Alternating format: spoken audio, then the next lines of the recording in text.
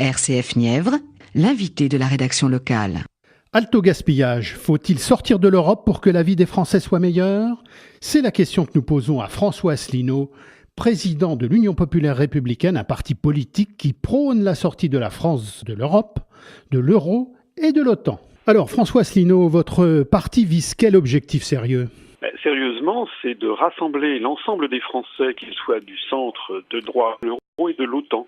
C'est un parti que j'ai créé voici plus de 7 ans et demi, le jour du 50e anniversaire du traité de Rome qui crée la CE, dans cet objectif. Donc ce n'est pas un parti qui vient de se créer.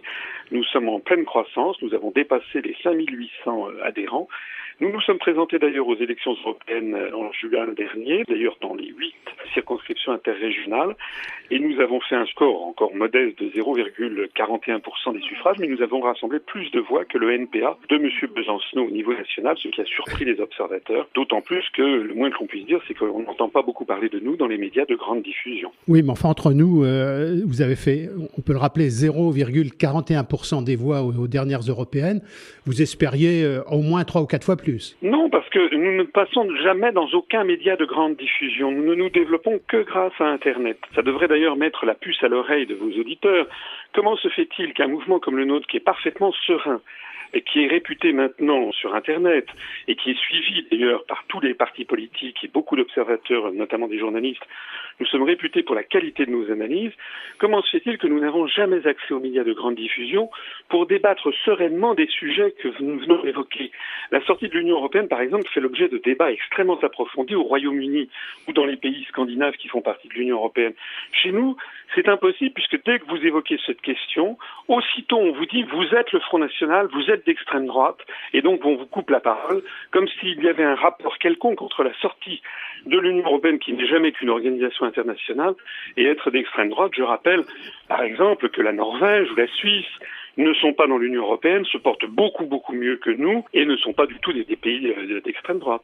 Oui, mais justement, François Asselineau, dans vos différentes déclarations, et notamment après les dernières européennes de mai dernier, eh bien, vous n'arrêtez pas de parler du Front National. Vous chassez sur les terres de Marine Le Pen ?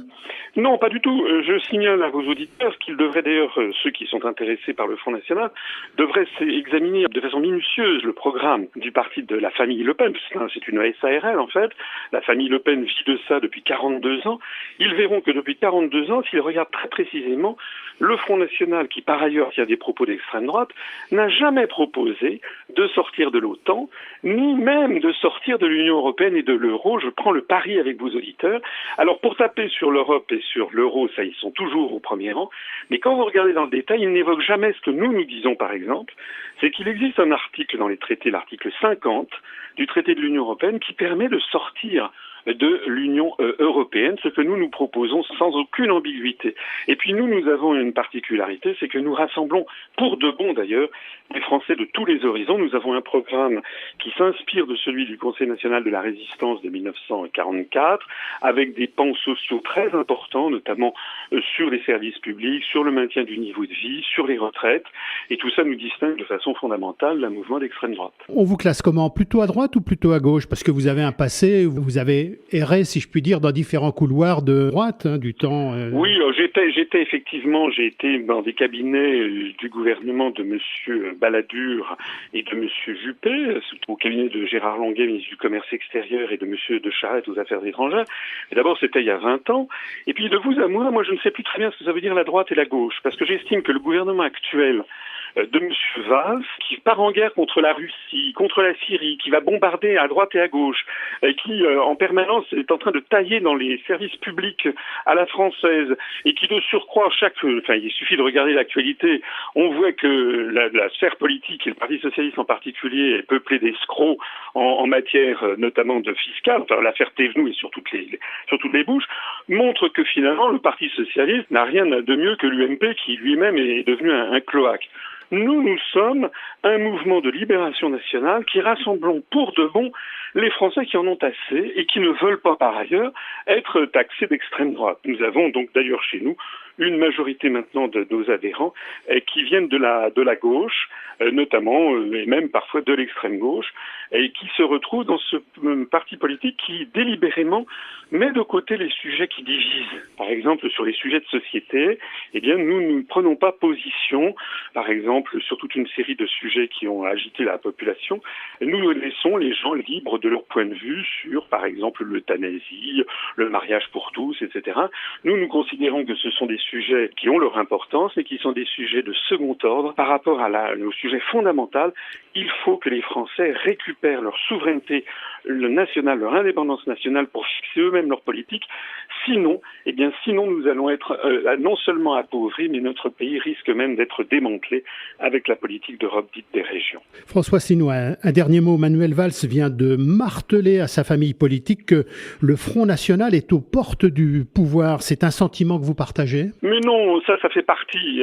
Vous savez que d'ailleurs, c'est un sondage de l'IFOP, et vous savez que le directeur des études de l'IFOP est le frère de Florian Philippot, le vice-président du Front National. Si M. Valls avait peur du Front National, il lui accorderait le même traitement qu'à l'UPR, notre mouvement, c'est-à-dire qu'il n'en parlerait jamais et les médias n'ouvriraient jamais leurs antennes, les médias de grande diffusion, à Madame Le Pen et aux gens qui sont avec elle. Voilà, le Front National, c'est un chiffon rouge que l'on agite très régulièrement pour neutraliser environ 15 à 20% de la population dans un parti qui est le spécialiste des dérapages réguliers. À chaque fois, on nous annonce que le Front National va faire des scores extraordinaires, et puis à chaque fois, je ne dis pas qu'il fait de mauvais scores, il fait des bons scores, mais à chaque fois, les résultats ne sont pas à la hauteur de ce qui avait été annoncé. Ce qu'on appelle la percée du Front National, en fait, elle n'existe qu'en pourcentage des votants, mais pas du tout en pourcentage des inscrits. Aux européennes, par exemple, eh bien, le Front National a recueilli beaucoup moins de suffrages qu'aux élections présidentielles de 2 ans avant. Merci, monsieur Asselineau. Nous rappelons, François Asselineau sera à Nevers ce samedi 13 septembre et vous invite donc à la Maison des Éduins à partir de 15h pour expliquer les 10 raisons qui, selon lui, imposent la France à sortir de l'Europe. Il sera assisté de Charles-Henri Gallois, un Nivernais qui est représentant de l'Union populaire républicaine dans la Nièvre. L'entrée est totalement libre.